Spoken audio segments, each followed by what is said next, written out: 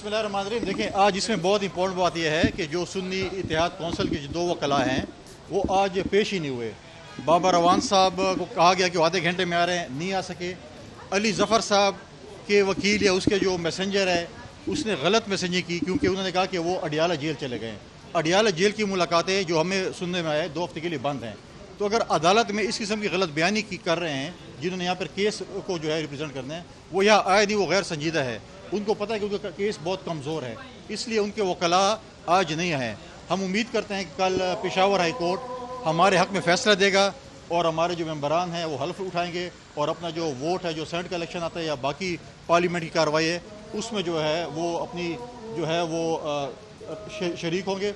और साथ साथ आप देखें, एक ऐसी पार्टी जिसके अपना सरबरा उसको अपनी पार्टी पे एतमाद नहीं था और वो आज़ाद हैसियत से इलेक्शन लड़ा है, उसने लिस्ट जमा नहीं कराई है, आज वो क्लेम करते हैं कि सीटें हमारी हैं। वो सीटें उनकी नहीं हो सकती हैं।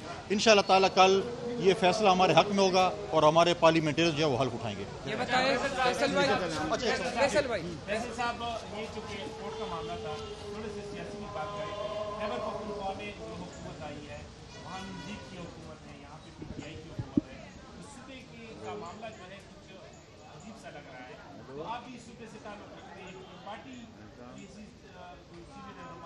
या पीपल पार्टी इससे नज़दीक और PTI के दरमियान सूबे के हमले के हवाले से अपना किरदार अदा कर सकती है।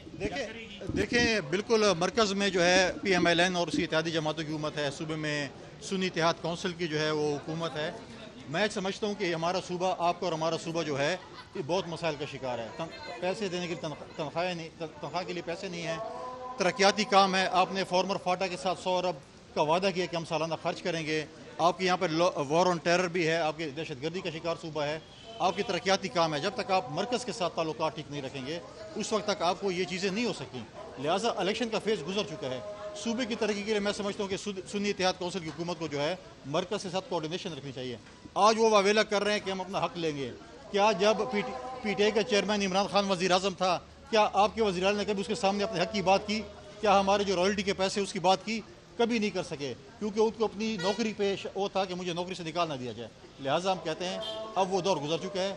सूबे और मरकज़ की कोऑर्डिनेशन अच्छी होनी चाहिए ताकि हमारा सूबा तरक्की करे और हमारा सूबा जो है आगे की तरफ बढ़े, न कि हम पीछे की तरफ चले जाएं। फैसल भाई, पहले आप कह रहे थे कि हम हुकूमत का हिस्सा नहीं बन रहे, अब जब सेटलमेंट हो गया, बड़े बड़े ओहदे दे गए, तो अब हम आज भी काबीना का हिस्सा नहीं है। हमारे पास कॉन्स्टिट्यूशनल पोस्ट है, हम काबीना का हिस्सा बनने नहीं जा रहे हैं। हम काबीना का हिस्सा नहीं जो है अभी इलेक्ट हुए हैं।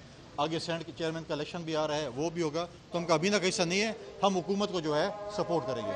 Thank you. चीफ सेक्रेटरी की तबादली के लिए एक मरासला भेजा गया था, वफाक ने उसको मुस्तरद किया। अब क्या समझते हैं, वफाक को खैबर पख्तूनख्वा की पसंद का चीफ सेक्रेटरी देना चाहिए या नहीं? देखिए, नॉर्मली तो ये होता है कि आप समरी भेजते, 3 नाम भेजते हैं, उसमें जो है वफाक आपको भेजती है।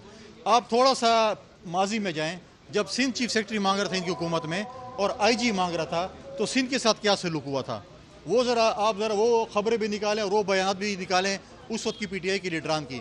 लिहाजा जो भी कानूनी कार्रवाई है उसको पूरा किया जाए। ये PTI की कोई टाइगर फोर्स नहीं है या PTI का कोई ओहदा नहीं है जिसके लिए आप किसी को मांग रहे हैं।